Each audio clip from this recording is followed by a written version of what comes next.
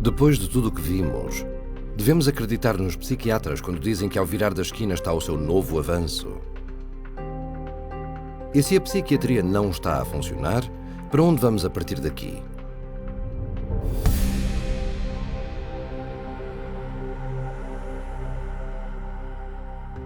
Ao olharmos para o panorama, uma questão se torna clara. Como é que alguém pode confiar nos psiquiatras com a sua saúde mental? Mesmo os psiquiatras entrevistados numa recente convenção da Associação Psiquiátrica Americana prontamente admitiram que não têm respostas. What is the answer to mental illness? That's too broad of a question to answer. The answer to mental illness. I don't think there are any answers to mental illness. We still need a better answer than the one we have now for mental illness. I can't even understand the question, I guess. There's no real answer. You can't. These are like chronic problems. You can't just cure somebody. Já que a psiquiatria não tem respostas, como nos preocupamos nós com aqueles com problemas psicológicos reais e severos? Existem, de facto, muitas respostas, mas nunca as escutarão dos psiquiatras que receitam drogas psicotrópicas. Uma solução foi o projeto Soteria, formado em 1971 pelo Dr. Loren Mosher, então pesquisador-chefe de esquizofrenia do Instituto Nacional de Saúde Mental. Loren Mosher developed this program, through NIMH to look at this because they were starting to have in the research a debate about whether the medications were actually being helpful or whether they were actually causing some problems. They would create a community-based center where people diagnosed with schizophrenia could go. It was going to be non-drug oriented because he didn't believe that psychiatric drugs were the answer to schizophrenia. It provided a place to where there could be people there who would be supportive and be there during the time they have a crisis. Instead of medicating them, be there with them and help them through it. E os resultados foram chocantes. Os residentes de Soteria saíram-se consideravelmente melhor do que aqueles a tomar drogas, com muito menos readmissões. O sucesso da Soteria House provou que a compreensão e compaixão poderiam aliviar o tormento mental muito melhor do que tratamento psiquiátrico e sem os efeitos secundários nefastos. Mas, apesar disso, o avanço do Dr. Mosher iria em breve ser completamente rejeitado por uma comunidade psiquiátrica dependente de drogas psicotrópicas e dinheiro farmacêutico. Na carta de demissão do Dr. Mosher à Associação Psiquiátrica Americana, ele escreveu: "A psiquiatria foi quase completamente comprada pelas companhias farmacêuticas. Nós perdoamos e promovemos o amplo uso e mau uso de substâncias químicas tóxicas que sabemos que têm sérios efeitos a longo prazo. A psiquiatria é um logro, como praticada hoje em dia? Infelizmente, a resposta é sim." When people ask me about why aren't there more places to get this type of treatment and why is biopsychiatry kind of taken over? If they were effective, why did they go away? And I really think that it goes back to the question of money. Entre a pressão política exercida pelo estabelecimento psiquiátrico e falta de financiamento, refúgios como Soteria são poucos e afastados entre si. Mas podem ser encontrados e aqueles que estão realmente perturbados podem recuperar. E quanto a perturbações mentais ou emocionais comuns de todos os dias, tais como variações de humor, sem usar a psiquiatria, como podemos tratar dessas? É mais fácil do que se poderá pensar, porque há provas amplas de que mais de metade de todos os problemas psiquiátricos são de facto causados por uma doença física subjacente e não detectada.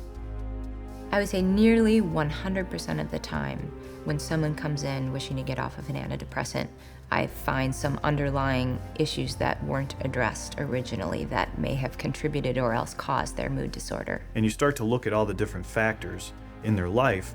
A lot of times you can find that there's multiple different reasons that someone's not feeling well. Viruses can cause depression.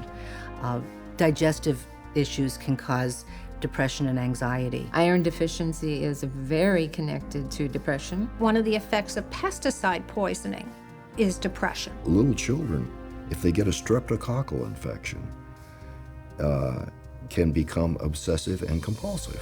I've seen people with bipolar disorder manic depression who have food allergies. Pretty much any kind of psychiatric problem can be associated with a low thyroid state. A ton of difficulties that a person has that can manifest itself as a supposed mental illness, but you fix the hormone, you fix the gland, you fix the nutrition. Miraculously, you can also fix the quote-unquote mental illness. Why a psychiatrist cannot get to the root of a person's problem, that's the million-dollar question. I have absolutely no idea. They could. They learn it in school. They could just as easily run a blood test as I could run a blood test. They could run all the diagnostic tests I can. They study anatomy, physiology, pathophysiology. They just choose on their own to treat symptoms. E quanto a outros, cujo problema psicológico não é devido a problema físico subjacente? Divorcing parents, a change in babysitters, moving in the middle of a school year. Those can cause disruptions in the normal flow of sitting in a class and paying attention. Good things are seen as stressful as bad things. Buying a house can be as stressful as losing a house. Getting married can be as stressful as getting divorced. But it may be some situational anxiety, situational depression that would have resolved on its own years ago. And the patient's been on medicine for years. Well, it is ridiculous to think that normal depression or grief from normal life circumstances should be treated with medication.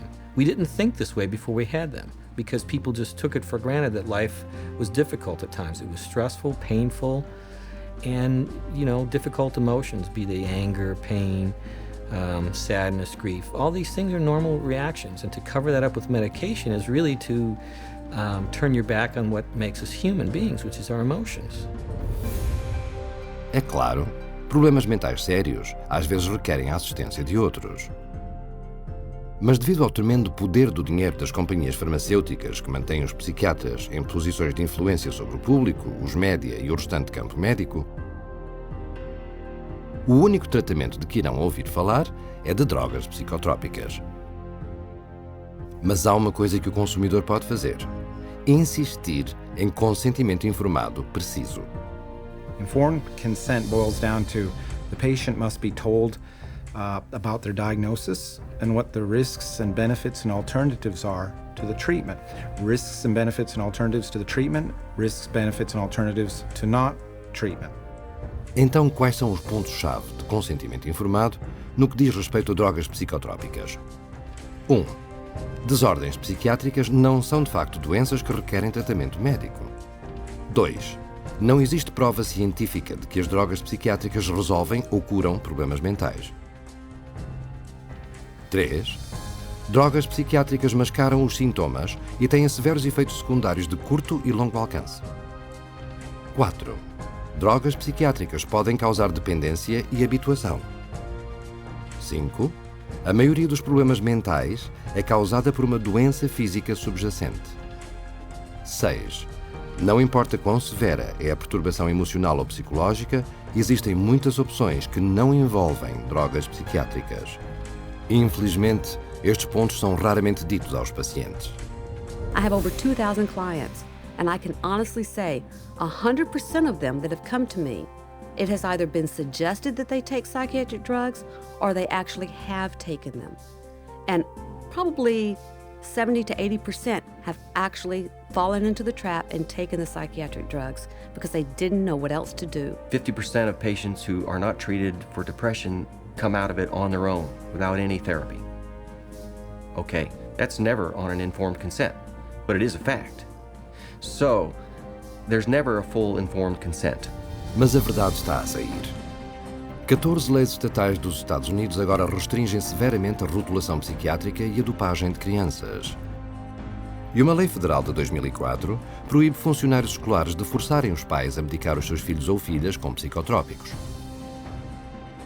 Entretanto, a Food and Drug Administration dos Estados Unidos afixou o seu rótulo negro em antidepressivos para suicídio em crianças e adolescentes e outro aviso em estimulantes sobre ataques cardíacos e morte súbita em pessoas de todas as idades. Noutra frente, os sobreviventes da psiquiatria procuram com êxito remédios legais para os efeitos debilitantes das drogas psicotrópicas. Desde 2005, houve 50 mil processos de tribunal individuais devido ao risco de produto e ferimentos pessoais contra as firmas farmacêuticas por danos causados por drogas psicotrópicas.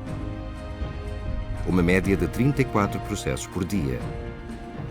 A Eli Lilly, acusada de comercializar ilegalmente o seu antidepressivo Zyprexa, pagou mais de 2,5 milhões de dólares em acordos a 31 mil queixosos em 34 estados. Em 2009, o fabricante de drogas Pfizer concordou em pagar mais de 2,3 mil milhões de dólares em indemnizações por conluio com um grupo de fachada psiquiátrico para comercializar ilegalmente o seu antipsicótico Geodan. No entanto, com rendimentos farmacêuticos anuais por volta de 600 mil milhões de dólares, as companhias de drogas tratam julgamentos e penalidades apenas como um custo de fazer negócio. De facto, são conhecidos por pôr de lado 1.000 milhões de dólares para esse propósito. The pharmaceutical industry has such a huge financial base that even hundreds of millions of dollars in fines is basically meaningless to them. Fines for some of these transgressions are like petty cash to the big companies. They're more concerned about the reputation that might be damaged by this. The main thing they do there is just try to hide the fact, and the quickest way to hide the fact is to quickly pay the fine and get out of town. E isto abre a porta a advogados empreendedores, mas eles têm de estar preparados.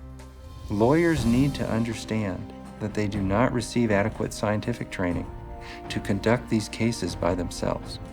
They need to gather together a team of experts who will help them to do these cases wisely and well.